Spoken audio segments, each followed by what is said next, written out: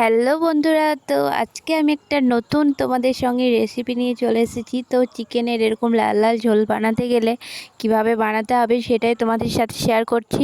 প্রথমে কিন্তু আলুগুলোকে তেলে কিন্তু ভালো করে ভেজে নেবে।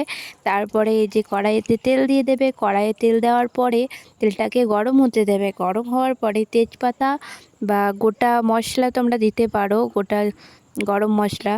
তো আমার একদমই ভালো লাগে না, তো তার জন্য দিচ্ছি না, কারণ গুঁড়োটা দেবো তার জন্যই দিচ্ছি না। তো তেজপাতা, তারপর হচ্ছে তোমার একটু লঙ্কা, পেঁয়াজটা লাল লাল হয়ে যাবে, তারপরে কিন্তু টমেটো দিয়ে দেবে। সব কিছু ভালো করে একটু কিন্তু নেড়ে নেবে। দেখো আমি নেড়ে নিচ্ছি। তো তারপরে এগুলোকে খানিকক্ষণ হতে দিতে হবে। তারপর হয়ে গেলে এটা দেখো লাল লাল হয়ে চলে এসেছে, কত সুন্দর রং বেরিয়ে গেছে। তারপরে এই যে আদা বাটা, রসুন বাটা, জিরে বাটা, এগুলোকে সব দিয়ে দিতে হবে একে একে। তো প্রথমে আমি জিরে বাটাটা দিয়ে দিলাম, তারপরে আমি ভালো করে মিক্স করে নিচ্ছি। তারপরে কিন্তু আমি দিয়ে দেবো হচ্ছে আদা বাটা আর রসুন বাটাটা আমি দিয়ে দেবো। তো সব কিছু কিন্তু ভালোভাবে কষিয়ে নিতে হবে সব কিছু দেওয়ার পরে। তো দেখো এটা আদা বাটা দিচ্ছি, তো সেটাও কষিয়ে নেবো ভালো করে।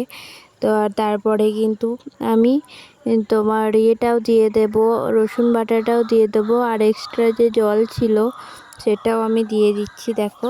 আর ভালোভাবে কিন্তু সেটাকে কষিয়ে নেব। আর এর ওপরেই কিন্তু দিয়ে দিতে হবে হলুদ, তো সেটাও আমি দিয়ে দিচ্ছি। তো হলুদটা আমি দিয়ে দিলাম। তারপরে কিন্তু দিয়ে দিতে হবে কাশ্মীরি লাল লঙ্কার গুঁড়ো।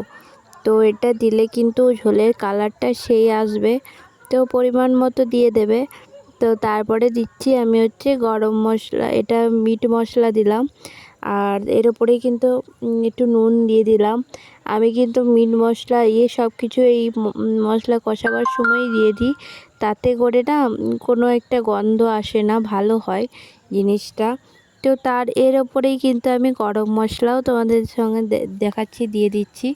তো গরম মশলাটা এই টাইমেই দিয়ে দিই। অনেকে ফুটবার সময় দেয়, কিন্তু আমার অতটাও খুব একটা ভালো লাগে না গরম মশলার ফ্লেভারটা, তার জন্য আমি এই টাইমটাই দিয়ে দিই, যাতে কোনো এক্সট্রা গন্ধ যেন না থাকে। তারপরে দেখো আমি চিকেনগুলো সব দিয়ে দিচ্ছি।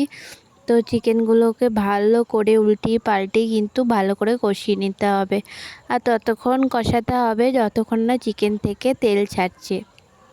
তো দেখো আমি খুব ভালো করে কিন্তু চিকেনটা কষে নিচ্ছি, তোমরাও এভাবে কিন্তু কষে নেবে। তো আমি কষানো হয়ে গেছে, তার উপরে কিন্তু আমি আলুগুলোও দিয়ে দিলাম, যাতে আলুগুলো সিদ্ধ হয়ে যায়। অল্প একটু তো হয়েই ছিল যখন আমি ভেজেছি আগে। তো তার উপরে দেখো আমি আবার কষিয়ে নিচ্ছি। আর দেখো কেমন তেল ছেড়েছে, দেখতেই পাচ্ছ।